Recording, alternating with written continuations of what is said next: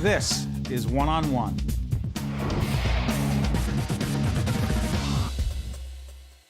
Hi, I'm Steve Adubato. Welcome to the Tisch WNET studios. It is my honor, my pleasure to introduce Sally Potter, director of a compelling movie. It is called Ginger and Rosa.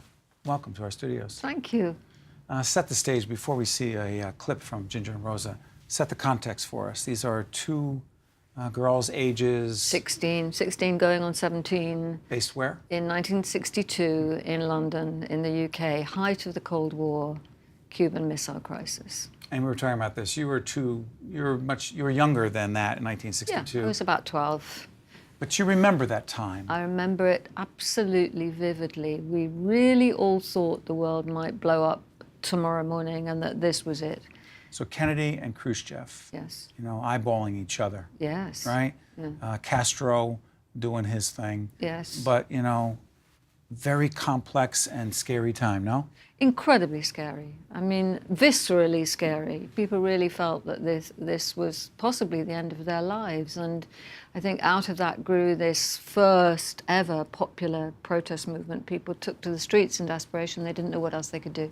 Mothers pushed their babies in prams, grandparents walked along, students, everybody basically just saying, no, you know, we have to live, we have to save this earth, our earth, and the people on it. And the movie is based geographically in England. Yeah. Okay, and these two young women are part of something. They're part anti-nuclear, if you will. Yeah. Is movement, is it fair to say? Yeah, I think, the first of such movements, if you like, popular movements of people joining together to try and do something about something that they felt powerless, really, to change, but they tried to do their bit.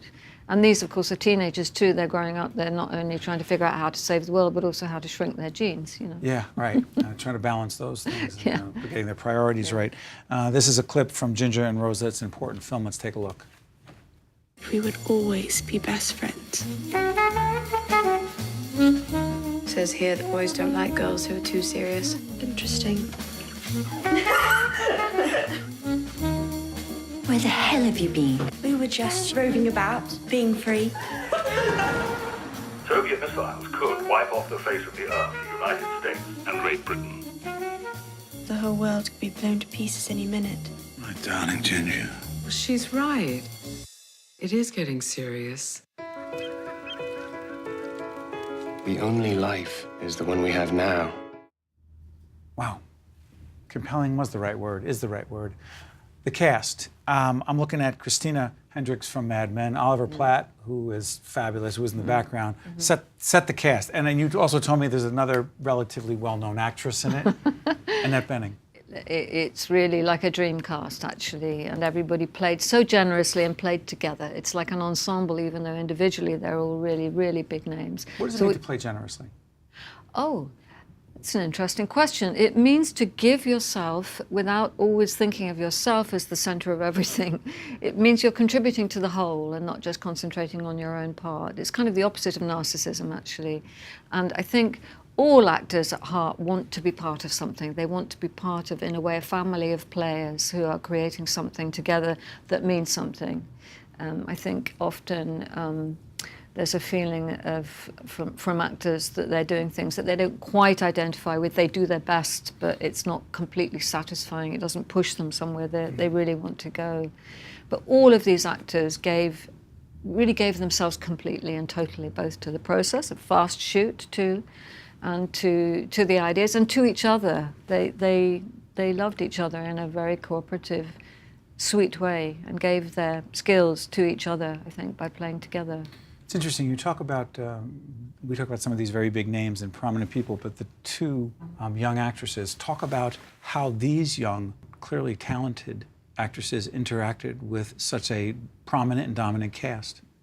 Well, Elle Fanning, who is unrecognizable with her red hair, normally a blonde, wonderful young actor from Los Angeles, who's been acting since she was teeny-weeny, but transformed herself completely into this young girl from London in 1962, playing a 16-year-old, even though she was 13 at the time.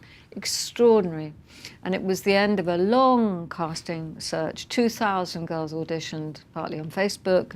I met about 200 of them. And then I was introduced by Heidi Levitt, casting director in LA, to Elle, and I was completely blown away and flew to LA.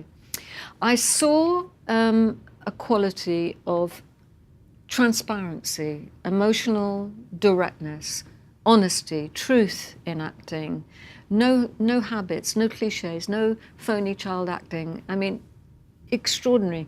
And when I met her and worked with her, she had the quality of the best professional actors that I worked with, which is she knew how to work with notes. So she would offer something up. You'd give her a note and suggest perhaps another way of working. She'd look and listen very attentively.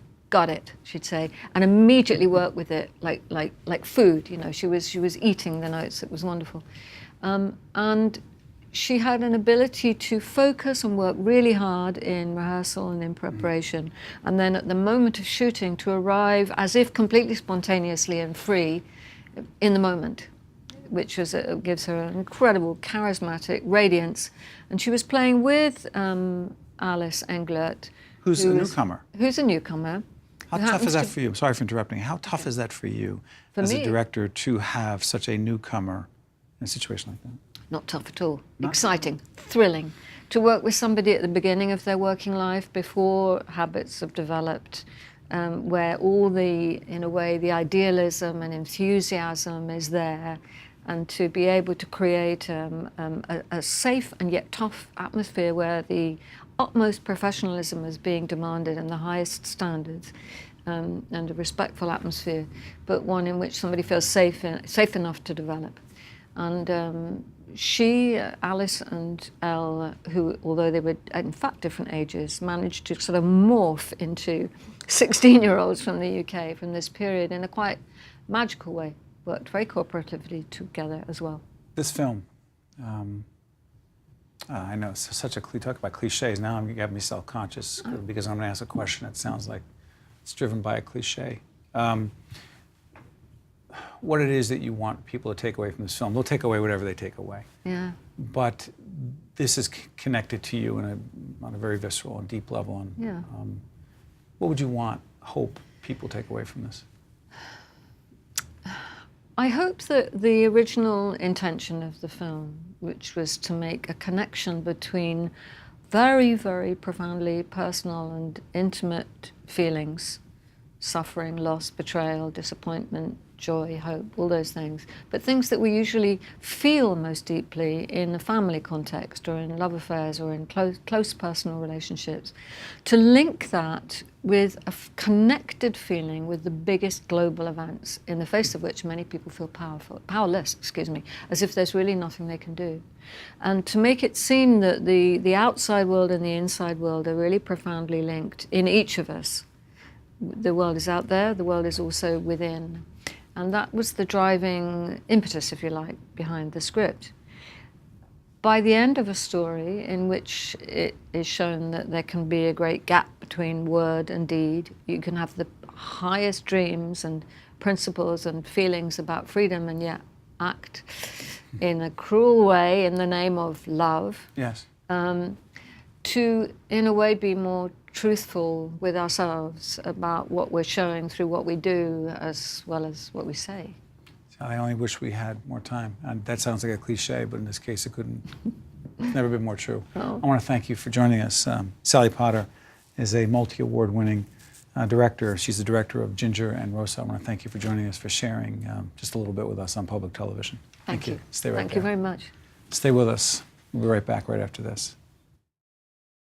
One-on-One with Steve Adubato has been a production of the Caucus Educational Corporation, celebrating 25 years of broadcast excellence in partnership with St. Joseph's Healthcare System. Funding has been provided by Hackensack University Health Network, Sun National Bank, New Jersey Natural Gas, United Water, County College of Morris, the Merck Company Foundation, and by Fedway Associates, Inc.